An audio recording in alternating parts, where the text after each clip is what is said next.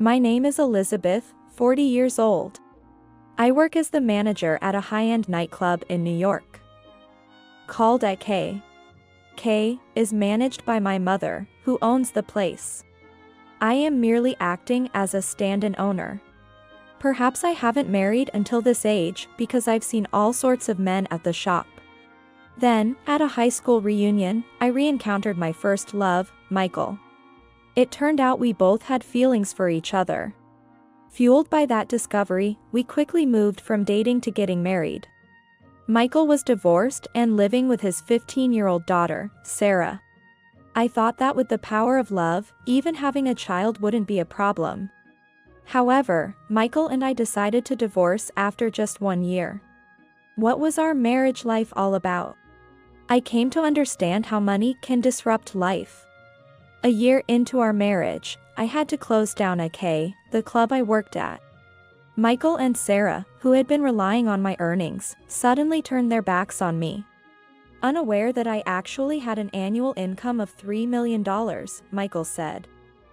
A wife who can neither earn nor take care of the child is unnecessary. And Sarah, his daughter, added, "Next time, I want a mom I can brag about." Since they didn't know my true self, it couldn't be helped. Is that so? Okay. Then, this is goodbye, I replied calmly. Michael demanded a divorce under unbelievable conditions. My true nature was revealed 2 months later in a magazine article. Then, Michael and Sarah started bombarding me with calls. I want to explain the shallow yet deep history of our 1 year together. Today is the high school reunion. The purpose is to meet my first love, Michael.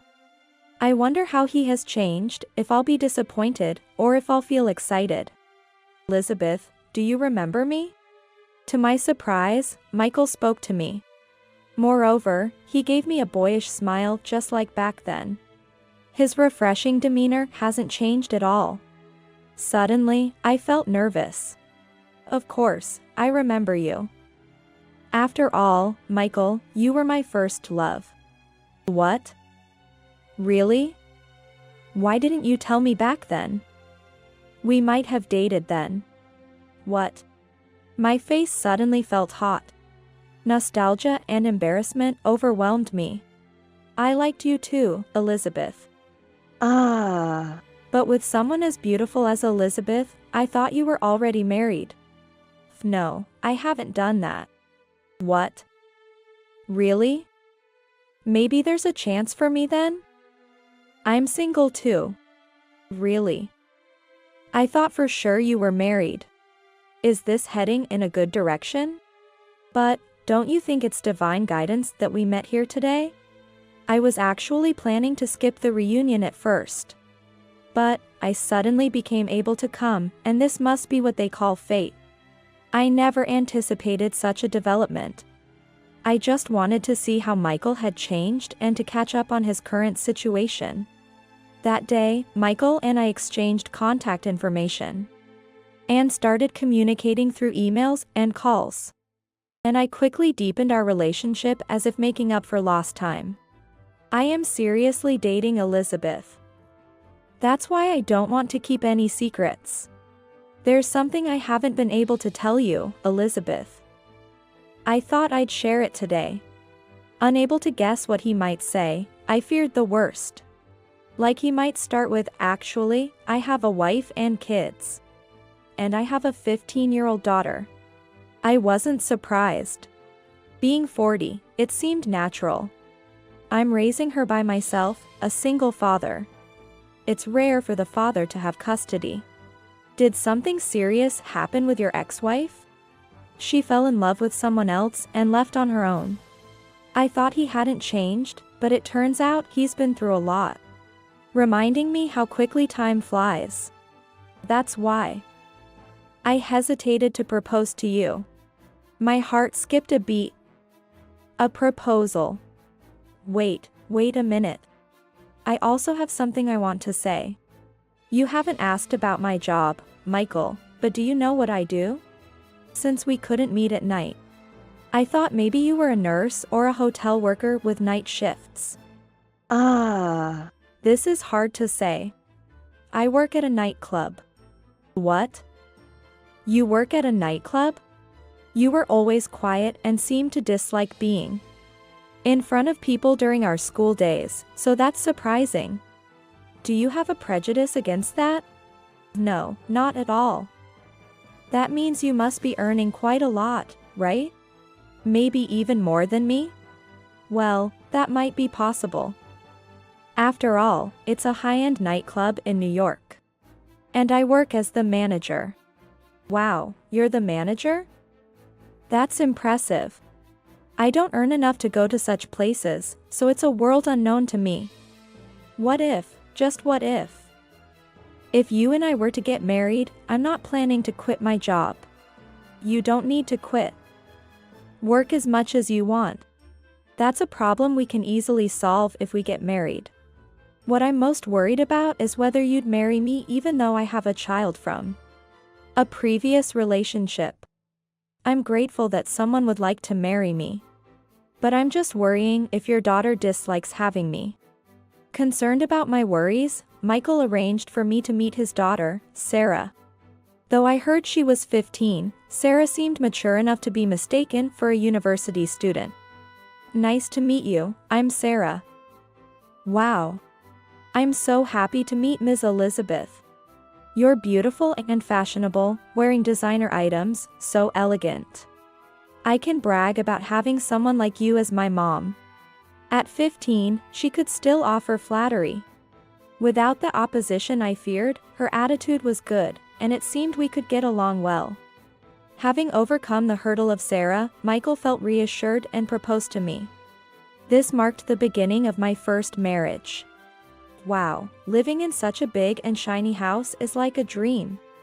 Excited like a child, Sarah frolicked around in the new home I had contributed the down payment for and contracted in my name. Michael worked at the post office and hadn't been able to afford a home of his own yet. Are you sure about this? I feel guilty that Elizabeth is going to make the monthly mortgage payments as well. It's also the house I'll be living in. So I was quite particular about the interior design and ordered custom work. I'm so happy Elizabeth is becoming my mom. She's worlds apart from my previous mom. Dad really married a wonderful person. But the biggest mystery is why someone as amazing as Elizabeth would marry my dad, who isn't very successful. That's the only thing I can't figure out. When a woman reaches 40, she might give up on marriage. But if you consider life to be 80 years long, the thought of spending another 40 years alone feels lonely.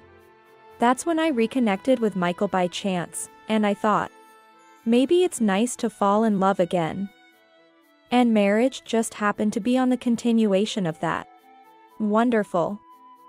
I always feel Elizabeth is intelligent and smart whenever she speaks. Seeing Elizabeth heading to work dressed sharply in a gorgeous suit every day is really impressive. And suits her well. I never dreamed that the manager of a high-end club would become my mother. At first, when Dad told me about it, I wondered if she might be a scary person. I thought I'd never have anything to do with the nightlife industry, and wondered if such a person would really like my dad. After all, Dad doesn't indulge in that kind of nightlife and probably has never been, right? No, just a humble post office worker here. And my superiors never took me out like that.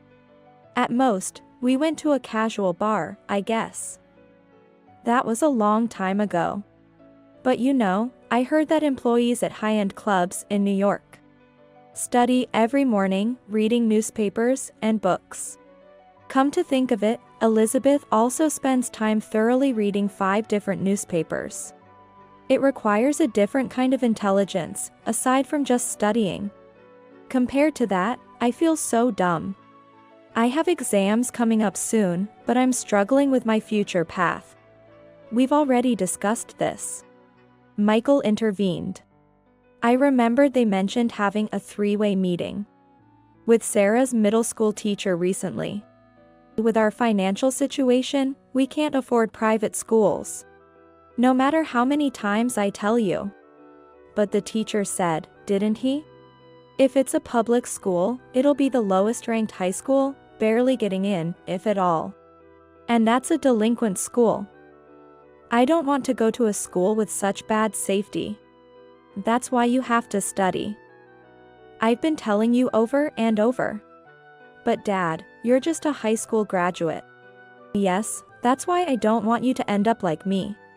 I want you to go to university if possible. No way, I hate studying. But I still want to graduate from high school. And for that, I don't want to go to a delinquent school. What if I end up having to drop out quickly? It's not funny at all to be a high school dropout, seriously. Sarah, is there a particular high school you're aiming for? As expected of Elizabeth, you always ask the right questions. I want to get a qualification. So I'm thinking of going to a commercial school to get my bookkeeping certification. There it is again. That's great, Sarah. You're seriously considering your future. I've heard that getting a first-level bookkeeping certification is tough, so it's good. I'll pay for Sarah's school fees. Yay! That's why I love you, Elizabeth. Thank you. Sarah hugged me.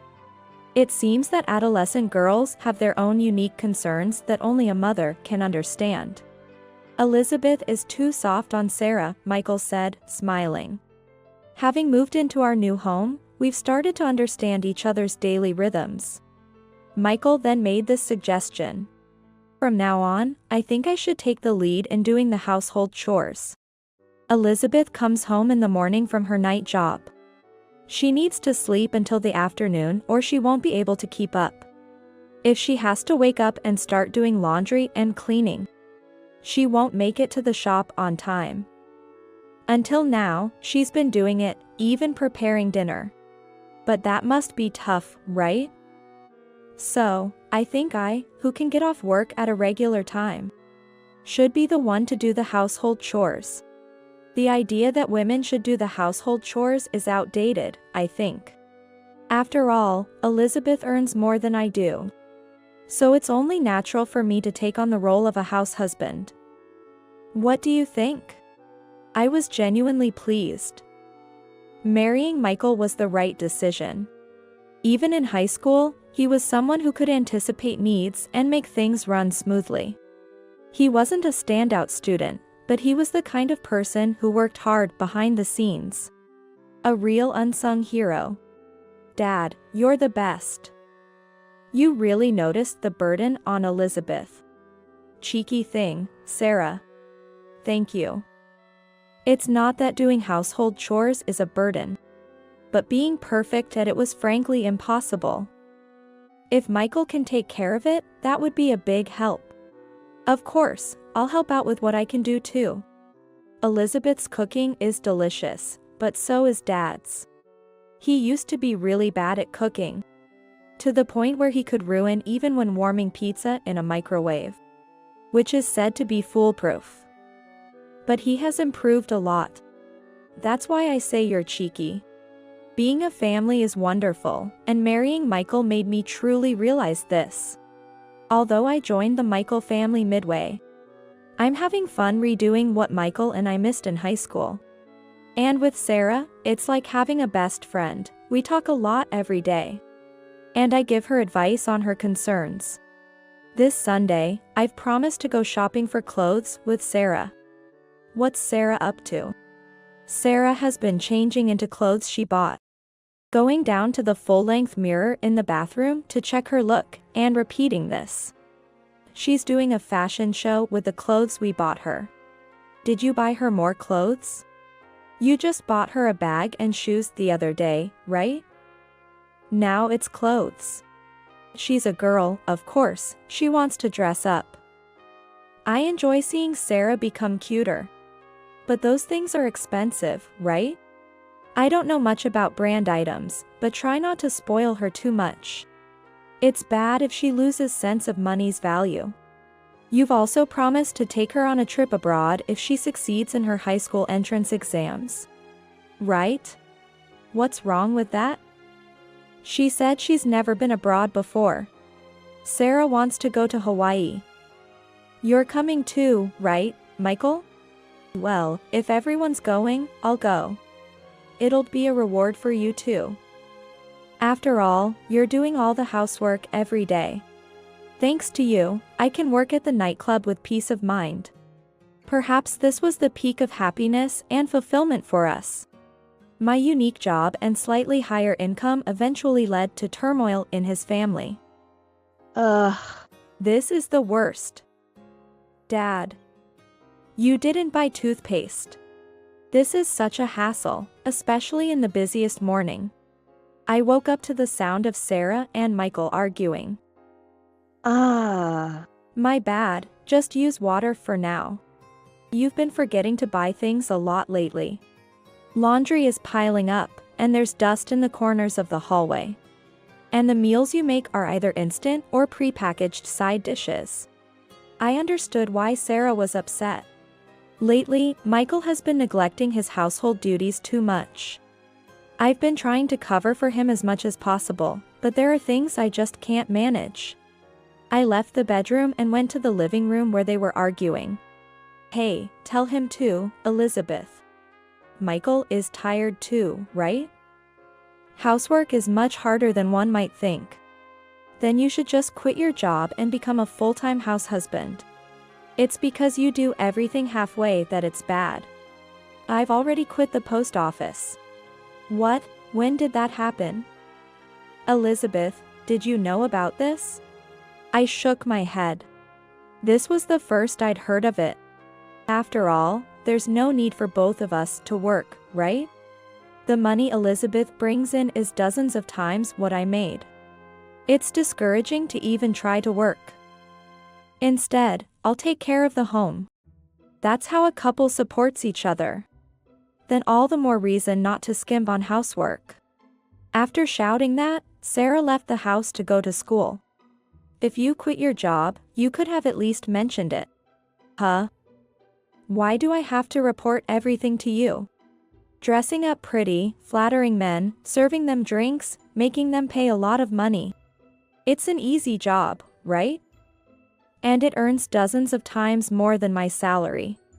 It becomes ridiculous, doesn't it? Saying it's an easy job is a bit harsh. The nightlife business is harder than most people think. Sending emails to customers diligently, managing companionship and after-hours appointments. You have to know customers' preferences, like their birthdays, and cater to those needs.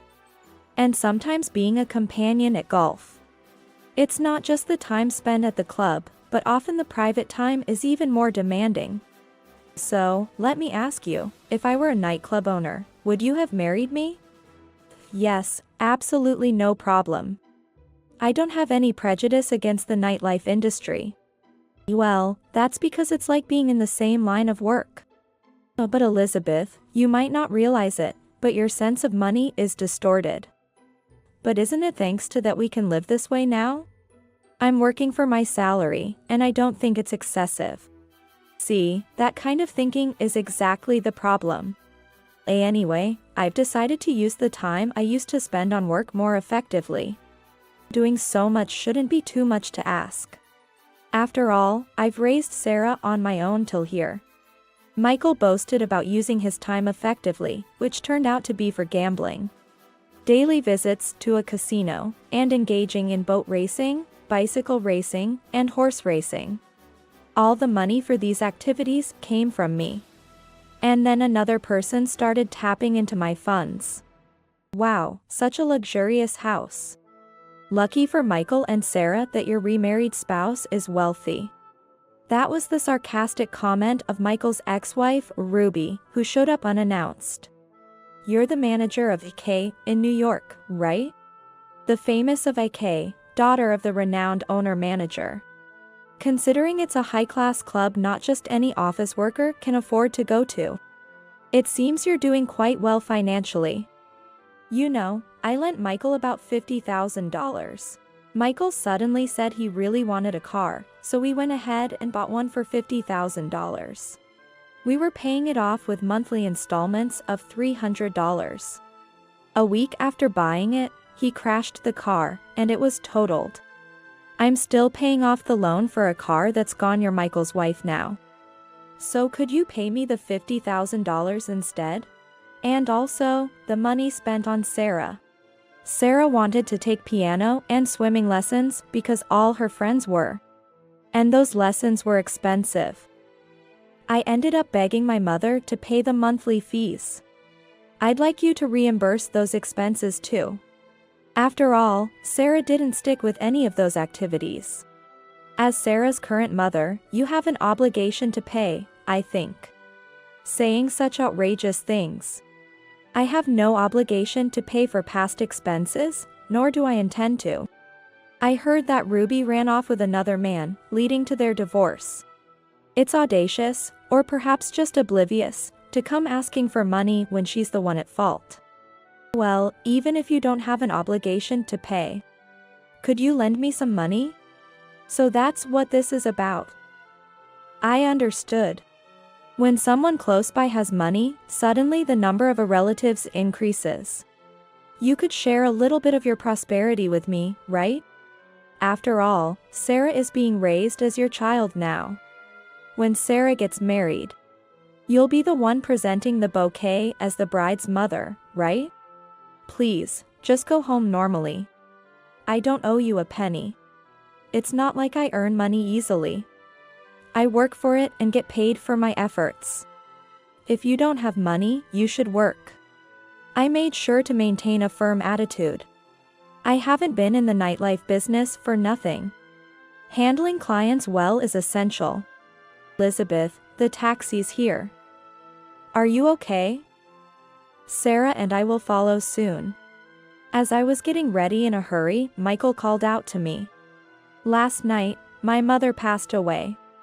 The legendary owner of the high-end New York Club K has passed away, causing a stir among those involved.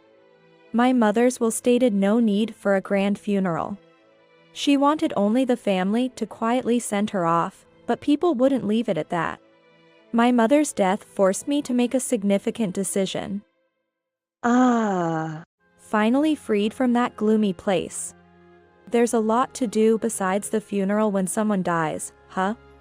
Thank you, Sarah and Mark, for your hard work. We somehow managed to get through the memorial service. Now, I have something important to discuss with you too. What's up? You're being so formal. I've decided to close down the New York nightclub where I work as a manager. Huh? Why? Was it losing money? I don't owe you a single penny. I don't earn money easily either. I work for what I earn. If you're out of money, please work for it. I made sure to maintain a firm stance. My years in the nightlife industry weren't for nothing. Handling clients well is part of the job. Elizabeth, the taxi is here. Are you okay? Sarah and I will follow later. As I hurried to get ready, Michael called out to me. Last night, my mother passed away. The legendary owner of New York's high-end Club K was no more, causing a stir among those involved. My mother's will stated no need for a lavish funeral. Just a quiet farewell with family, though not everyone would let us be. Her passing forced me to make significant decisions. Finally free from that gloomy place. There's so much to do besides the funeral when someone dies, huh? Thank you, Sarah and Michael, for your help. We somehow managed to get through the 49th day memorial service. Now, I have something important to discuss with both of you. What's all the formality for? I've decided to close the nightclub in New York, where I work as the owner. Huh? Why? Was it running at a loss? That shop was a labor of love for my mother, filled with many memories. But she didn't wish for the shop to continue after her death. So her will states it should be closed. So, you're selling it? To someone else? It might be sold as is, but it won't become part of my assets. My mother was involved in volunteer work. and arranged for all her assets to be donated. Then, what will you do going forward? You're going to continue in the nightlife business at another nightclub, right? I'll refer the employees currently working at AK to other nightclubs. But I think I'm done with the nightlife business. Then, who will support the household? We bought this house counting on Elizabeth's income. So you have to take responsibility. What about the living expenses? And the tuition for Sarah's private high school? Do something, Elizabeth. I'll work a regular job. You, who climbed up to the owner's position in the nightlife business, will find daytime jobs too low paying to bear. Saying I'll work normally is easier said than done. For example, even celebrities who commit crimes manage to return to the entertainment industry, right? It's the same thing. Once you've had a taste of big money and a luxurious life, you can't go back to living you normally thought. That's the reality. Seriously, what are you even saying now? Are you planning to make me dress poorly? This is like fraud. I was only nice because of the money, living a good life. I can't go back to how things were before. Without Elizabeth's money, she's just an ordinary woman. Such a clear turnaround. Even if it was just for a year, having a luxurious life and dreaming big was enough. Honestly, I'm also at a loss about how to move forward. Exactly. I feel cheated just like Sarah said. I even quit my job, and now you're asking how you're going to take responsibility? Sarah won't be able to go to a private high school now. What a woman. This is what real marriage fraud looks like. I don't deserve to be vilified like this. I wasn't playing around. Do they even realize how hard I worked to protect AK, the club my mother, owner, built? But for me, a new chapter in life was already starting. I had kept it a secret from Michael and Sarah, but a big opportunity was waiting for me. We can't continue as a couple feeling this way. Let's get a divorce. Wait a minute, we haven't even been married for a year. Let's try to meet each other halfway, improve what can be improved, and find a way to make it work as a couple.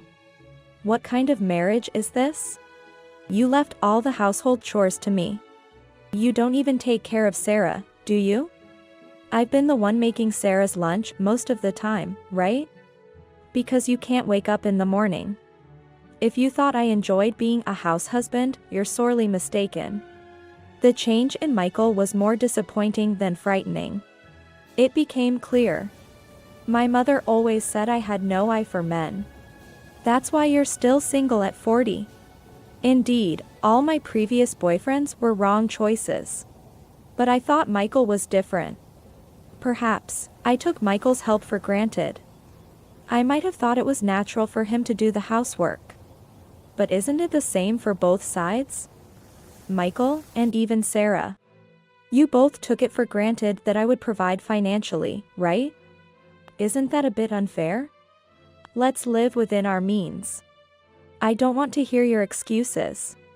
Since you've committed fraud, I demand a proper settlement for emotional distress and 3 years of Sarah's high school tuition as conditions for the divorce.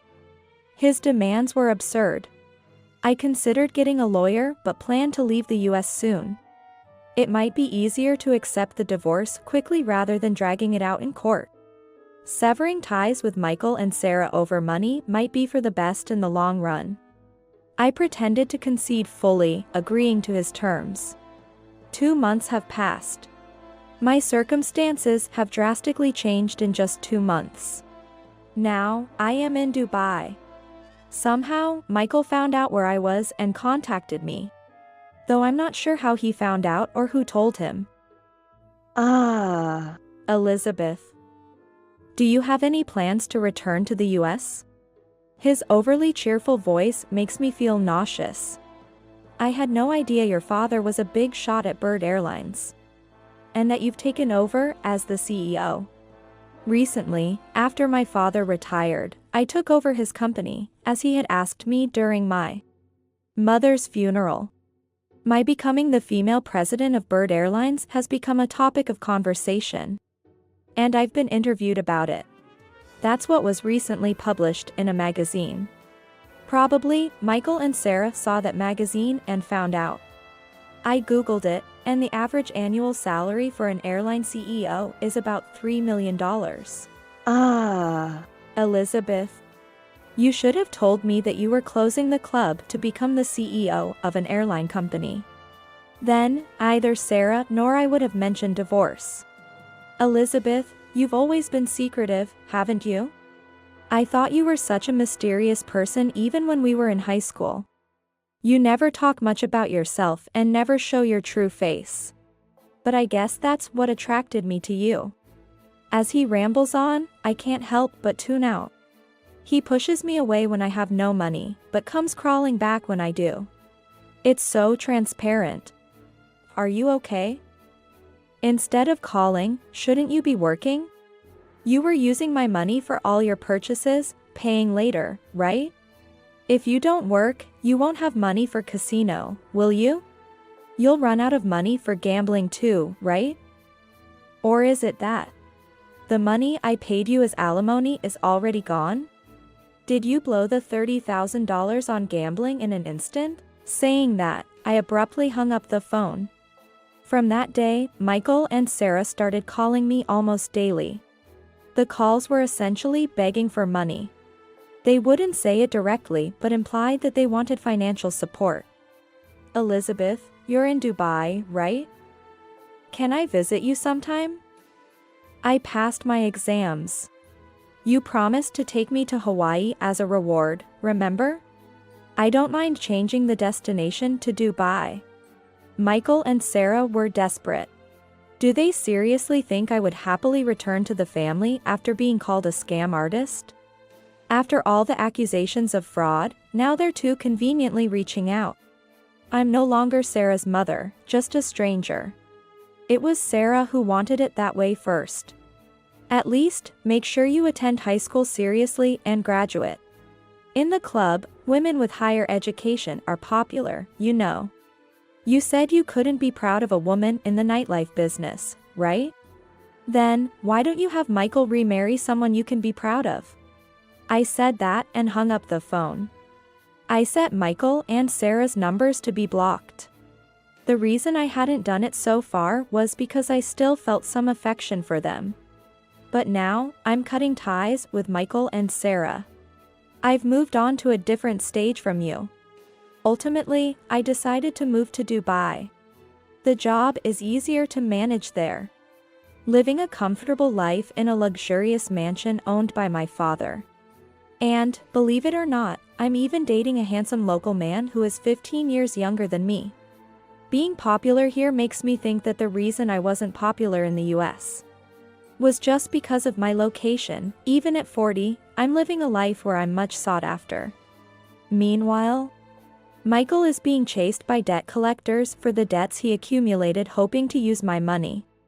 Afraid of getting caught, he's been fleeing from place to place, both domestically and internationally. Sarah ended up dropping out of the high school she had so much trouble getting into. The tuition I had provided for Sarah's high school was used by Michael to pay off his debts. Now 16, Sarah has gone to live with Ruby. At Ruby's place, they can't even afford a normal life, let alone a luxurious one. Money truly can disrupt lives.